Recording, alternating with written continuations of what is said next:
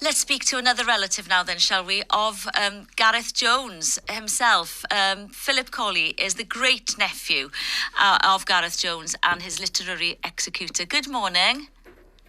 Bore da. Bore da, thanks so much for coming on. Well, how do you feel about this then?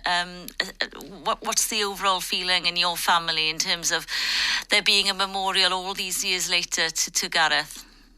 Well, of course, it's great that Gareth is being remembered, but I think he would be turning in his grave in relation to this visit, because the person that's being commemorated is not the real Gareth Jones. It's a mythical Gareth Jones who's been refashioned in the interests of a Ukrainian ultra-nationalist narrative about the famine. Gareth Jones reported on famine across the Soviet Union. He interviewed starving Russians, perhaps more starving Russian peasants than starving Ukrainian ones, although, of course, he did witness terrible famine in the Ukraine. He witnessed terrible famine in Russia and reported on famine in Kazakhstan as well. Now, in the past few years, particularly in the Senedd, the false picture of Gareth has been used. He's been weaponized in the interests of the war to pass these genocide motions, implying that the famine was a genocide by Russia against Ukrainians. Now, Gareth Jones, his testimony completely goes against that, as do most historians. Whether they agree on it being a genocide or not, all of them agree that it wasn't the Russians that were responsible for it. It was the Soviets, the Bolshevik Party, Stalin, who was a Georgian, Lazar Kaganovich, who was as Ukrainian as Volodymyr Zelensky. And so it's not the real Gareth Jones they're commemorating.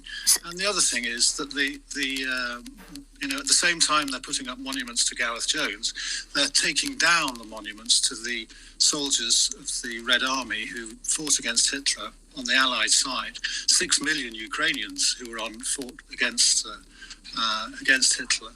But in their place, they're putting up statues to people who collaborated with the Nazis, Stepan Bandera, Roman Shukevich, and this is, this will come as, as you say, you're talking about misrepresentation of someone you are related to, that you are his literary executor, a man that you want to be represented correctly. So how do you want Gareth Jones to be remembered?